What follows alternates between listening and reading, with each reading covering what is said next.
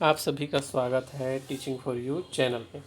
इस वीडियो में हम देखेंगे सितंबर माह के असाइनमेंट विषय गणित के असाइनमेंट में पूछे गए प्रश्नों के उत्तर।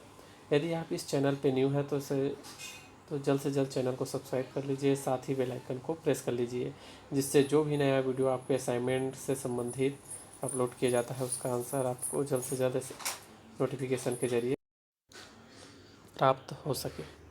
चलिए इस वीडियो में देखते हैं। इस चैनल पे आपके सभी माह के आपके विषय से संबंधित असाइनमेंटों के आंसर अपलोड किया जाएगा। यह वीडियो अपने दोस्तों के साथ अधिक से अधिक शेयर कीजिए। चलिए इस वीडियो में देखते हैं विषय गणित के माह सितंबर में पूछे गए असाइनमेंट के प्रश्नों के उत्तर। देखिए पहला प्रश्न है कि यदि किसी समांतर श्रेणी का पीवा पद क्यू तथा क्यूआ पद पी हो तो सिद्ध कीजिए कि पी प्लस क्यूआ पद शून्य होगा।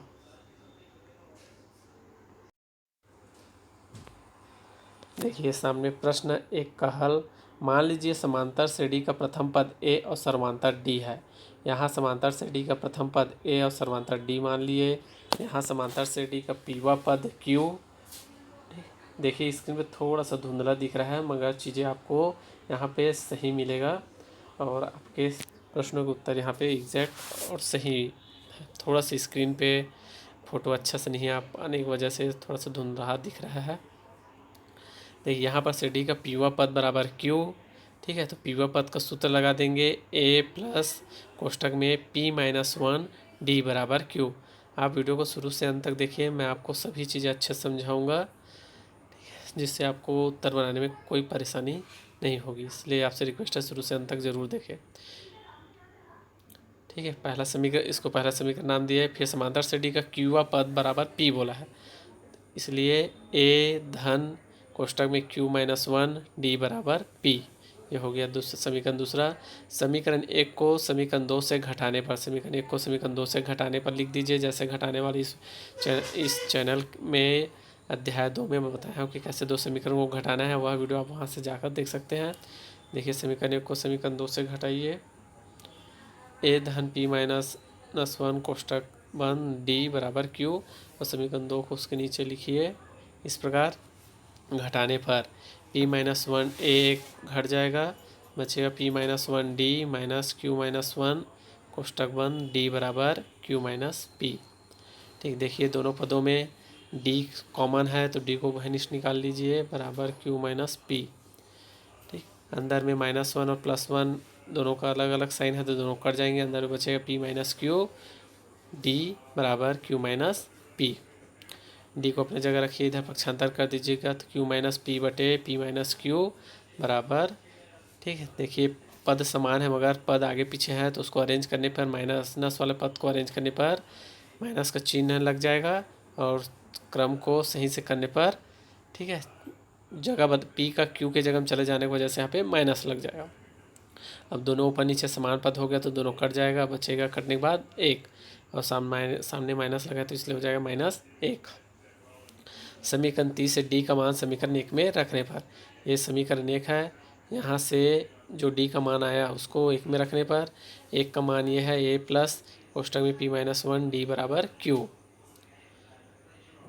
तो इसको मान रखने पर A plus P minus one D का मान रखना माइनस वन बराबर क्यू। ए बराबर हो जाएगा Q plus P minus one, A बराबर हो जाएगा P plus Q minus one. तो श्रेणी का पी प्लस क्यूआ पद हो जाएगा।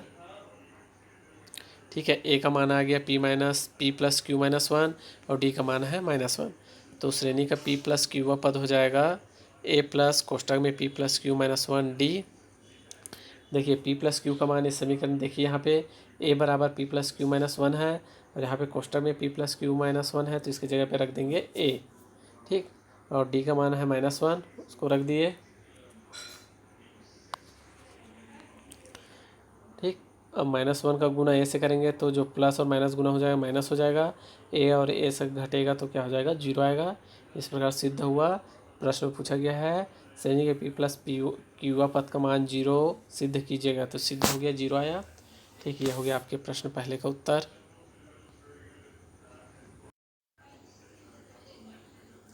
प्रश्न नंबर दूसरा, समांतर श्रेणी 1/9, 4/9, 7/9 का 12वां पद ज्ञात कीजिए। चलिए देखते हैं इसका हल। दिया है समांतर श्रेणी,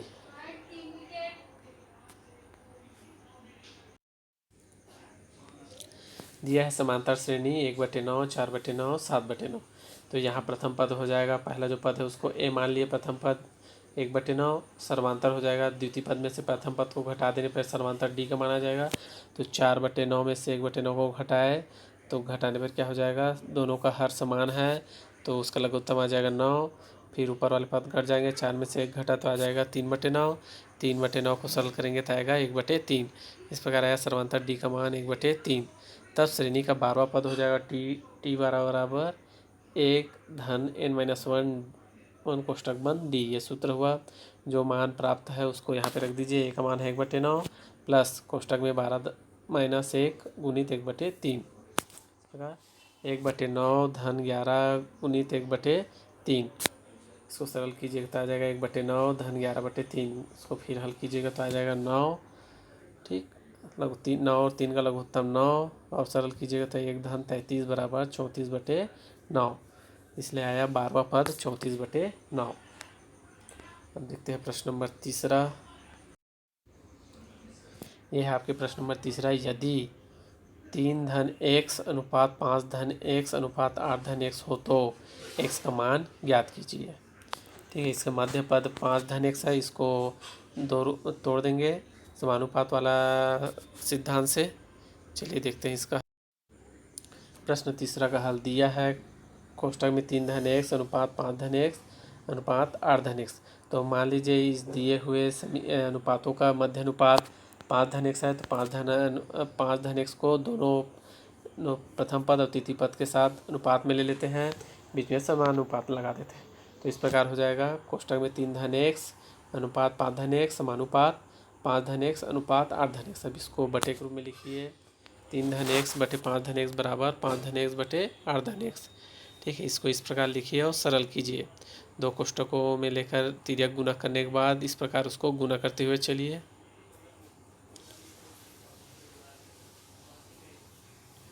ठीक है, इस प्रकार इसको सरल कीजिएगा तो आएगा x बराबर 1। देख लीजिए, इसको अच्छे से स्क्रीनशॉट ले लीजिए और अपने उत्तर पुस्तिका में इसी प्रकार इसको लिखिएगा। देखिए प्रश्न नंबर चौथा।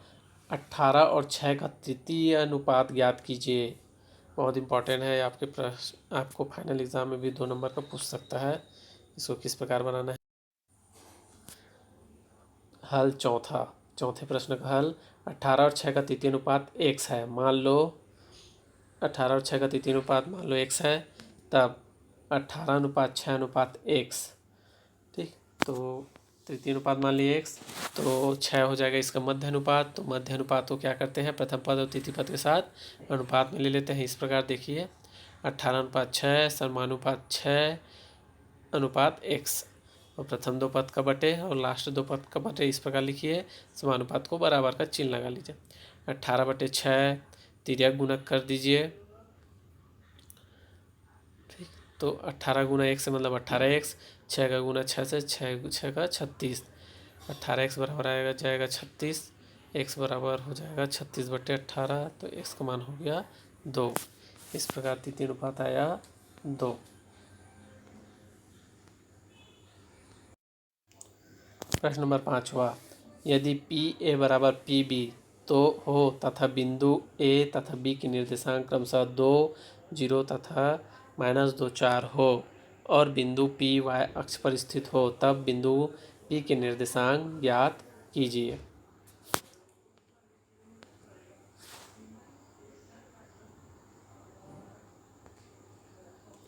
चलिए देखते हैं इसका हल।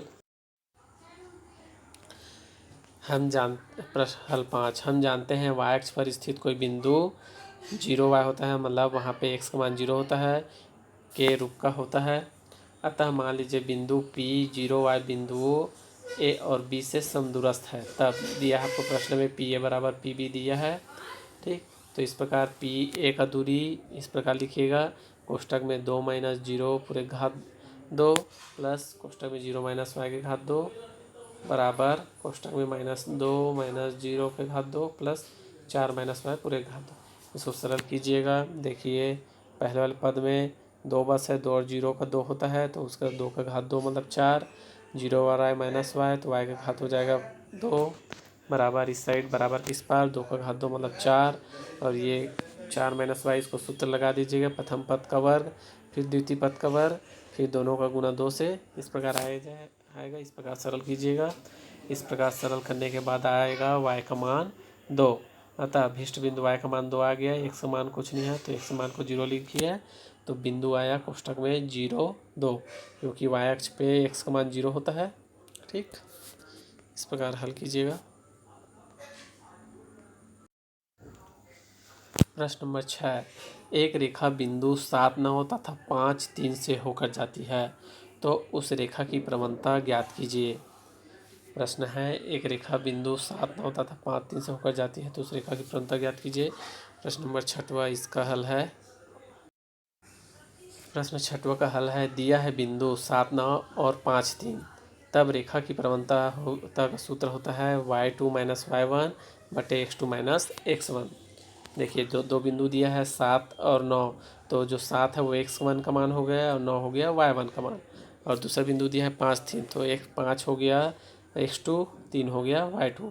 नीचे जो सूत्र है उसमें रख दीजिएगा, y2 का मान हो गया 3, y1 का मान हो गया 9 बटे में x2 का मान हो गया 5, x2 का मान हो गया 7।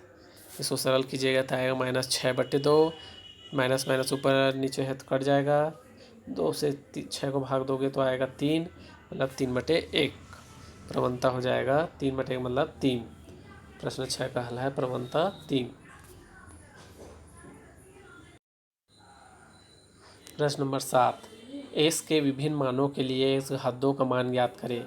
x और x घात 2 के मानों के बीच एक आलेख खींचिए जहां x का मान -4 से +4 के बीच हो। यह प्रश्न आपके फाइनल एग्ज़ाम जो एनुअल एग्ज़ाम होगा उसके लिए बहुत इंपॉर्टेंट है, इसलिए इस प्रकार के प्रश्नों को एक बार प्रैक्टिस अभ्यास जरूर कर लीजिए।